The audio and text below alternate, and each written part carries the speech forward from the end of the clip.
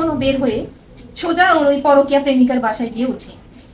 হ্যাঁ, এটার যে প্রমাণটা সেটা হচ্ছে আমার হাজবেন্ডের যে দুলা ভাই আব্দুস সামাদ জোয়ারদার, তিনি বুয়েটে কর্মরত আছে, টেলিফোন এক্সচেঞ্জে আছে। এই যে দুলা ভাইয়ের ছবি, আমার জায়গায় আমার হাজবেন্ড আছে, যে বলেছে টিকটকের মাধ্যমে আমি পরকীয়াতে জড়িয়েছি। যদি একটা মেয়ে সেই উদ্দেশ্যটা থাকবে তাহলে টিকটকের ভিতরে তার হাজবেন্ড কেন থাকবে? আমার হাজবেন্ডের সাথে আমার ছবি কেন থাকবে? আমি আমার হাজবেন্ডের সাথে টিকটক করে কেন ছাড়বো? আমার ছেলেটাকে নিয়ে কেন ছাড়বো?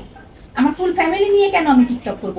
আমার যদি উদ্দেশ্য থাকবে আমি টিকটকের মাধ্যমে প্রেম করব, পরকীয়া করব, তাহলে তো আমি সিঙ্গেল, আমি আনম্যারিড, এটা প্রচার করব, তাই না?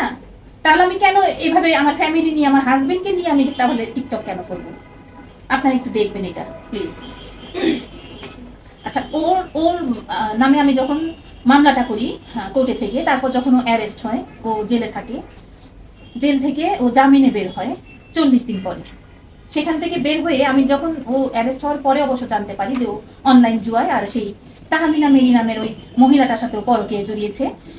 এটা কিভাবে, ও শ্যামলীতে মেডিসিন নিতে আসতো। ওর আমি অবশ্য মেডিসিনটা এখানে একটু বলে রাখি, ও ট্রান্সপ্লান্টের আগে 13টা আইটেমের মেডিসিন খেত, 3 বেলা খেত। আর ট্রান্সপ্লান্টের পরেও মেডিসিনের কোয়ান্টিটিটা কমে আসে, ও 6টা আইটেমের মেডিসিন খায়।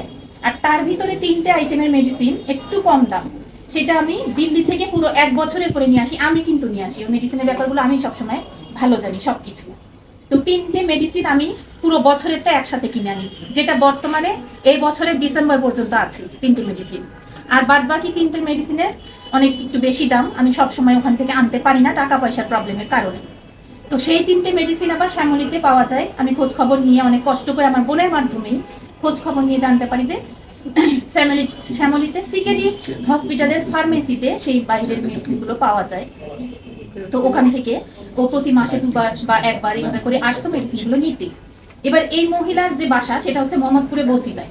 এটা ওর অনেক পুরাতন একটা প্রেমিকা, যার সাথে ও নতুন করে প্রায় 3 বছর ধরে সম্পর্কে আবার জড়িয়েছে, পরকীয়ার সম্পর্কে।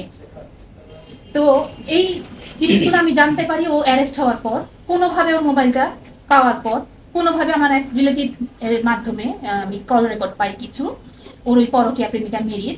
ওখান থেকে আমি যখন জানতে পারি ও অ্যারেস্ট হবার পর, এই বছরের এপ্রিলের 24 তারিখে ও অ্যারেস্ট হবার পর যখন আমি জানতে পারলাম যে ও এই মহিলার সাথে আবার সেই পুরাতন প্রেমিকার সাথে নতুন করে সম্পর্কে জড়িয়েছে, এটা জানার পরে আমি মানে পুরো হতবাক যে আমি এটা কি শুনছি।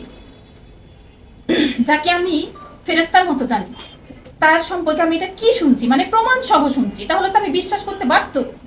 আমি প্রায় 2টো দিন অজ্ঞান হয়ে পড়েছিলাম, আমার মন মানসিকতা এমন হয়ে গেছিল যে আমি এটা কি শুনছি। তো যাই হোক, সেটার আমি প্রমাণটা দেই যে ও যখন জামিনে বের হয়ে আসে তখন ও বের হয়ে সোজা ওর ওই পরকীয়া প্রেমিকার বাসায় গিয়ে উঠে। হ্যাঁ, এটার যে প্রমাণটা সেটা হচ্ছে আমার হাজবেন্ডের যে দুলা ভাই আব্দুস সামাদ জোয়ারদার, তিনি বুয়েটে কর্মরত আছে, টেলিফোন এক্সচেঞ্জে আছে। এই যে দুলা ভাইয়ের ছবি, আমাদের শ্রদ্ধেয় দুলা ভাই, উনি বুয়েটে আছে কর্মরত, টেলিফোন এক্সচেঞ্জে আছে। হ্যাঁ, আব্দুস সামাদ জোয়ারদার। এই দুলা ভাই আমাকে জানায় যে ও তো হচ্ছে জামিনে বের হয়ে মেরির বাসায় গিয়ে উঠেছে। সেটা আমি একটু আপনাদেরকে শোনাতে চাই।